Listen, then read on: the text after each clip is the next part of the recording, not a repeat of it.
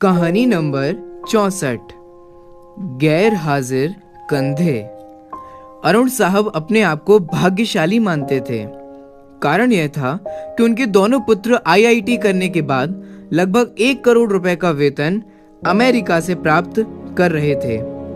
अरुण साहब जब सेवानिवृत्त हुए तो उनकी इच्छा हुई कि उनका एक पुत्र भारत लौट आए और उनके साथ ही रहे, परंतु अमेरिका जाने के बाद कोई पुत्र भारत आने को तैयार नहीं हुआ। उल्टे उन्होंने अरुण साहब को अमेरिका आकर बसने की सलाह दी। अरुण साहब अपनी पत्नी भावना के साथ अमेरिका गए, परंतु उनका मन वहां पर बिल्कुल नहीं लगा और वे वापस भारत लौट आए। दुर्भाग्य से अरुण साहब की पत्नी को लकवा हो गया और पत्नी पूर्णतः पति की सेवा पर निर्भर हो गई।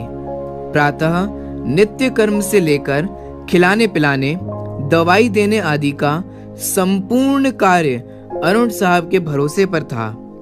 पत्नी की जुबान भी लकवे के कारण चली गई थी। अरुण साहब पूर्ण निष्ठा और स्नेह से पति धर्म का निर्वहन कर रहे थे। एक रात्रि अरुण साहब ने दवाई वगैरह देकर भावना को सुलाया और स्वयं भी पास लगे हुए पलंग पर सोने चल दिए। रात्रि के लगभग 2 बजे हार्ट अटैक से अरुण साहब की मौत हो गई। पत्नी प्रातः 6 बजे जब जागी तो इंतजार करने लगी कि पति आकर नित्य कर्म से निवृत्त होने में उसकी मदद करेंगे। इंतजार करते करते पत्नी को किसी अनिष्ट की आशंका हुई। चूंकि पत्नी स्वयं चलने में असमर्थ थी, उसने अपने आप को पलंग से नीचे गिराया और फिर घसीटते हुए अपने पति के पलंग के पास पहुंची। उसने पति को हिलाया डुलाया पर कोई हलचल नहीं हुई।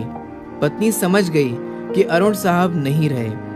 पत्नी की जुबान लकवे के कारण चली गई थी, अतः किसी को आवाज देकर बुलाना भी पत्नी के वश में नहीं था।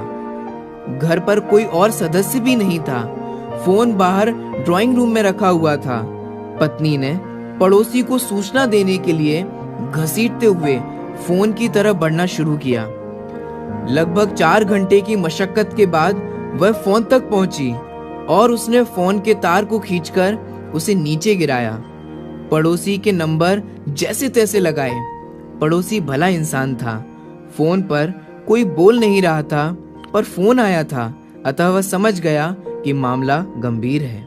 उसने आस पड़ोस के लोगों को सूचना देकर इकट्ठा किया। दरवाजा तोड़कर सभी लोग घर में घुसे। उन्होंने देखा अरुण साहब पलंग पर मृत पड़े थे तथा पत्नी भावना टेलीफोन के पास मृत पड़ी थी। पहले अरुण और फिर भावना की मौत हुई। जनाजा दोनों का साथ साथ निकला।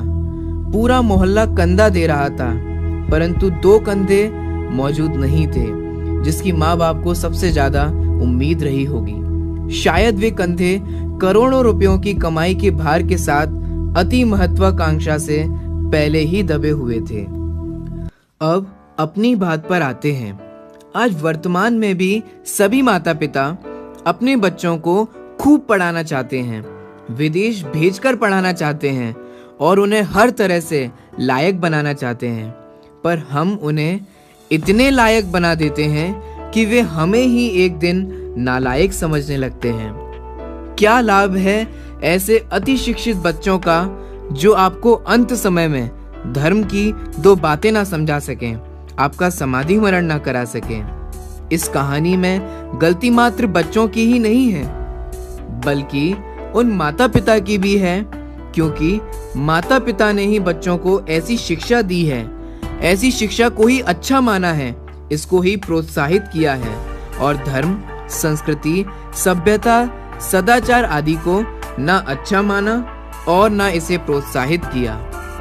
अगर इस वीडियो को देखने वाले आप माता पिता हैं और आप नहीं चाहते कि आपके साथ भी यही घटना घटित हो, तो आज ही अपने बच्चों को धर्म के संस्कार दीजिए, उन्हें पाठशाला में भेजिए, स्वाध्याय करने के लिए प्रेरणा दीजिए और उन्हें शास्त्रीय विद्वान बनाइए।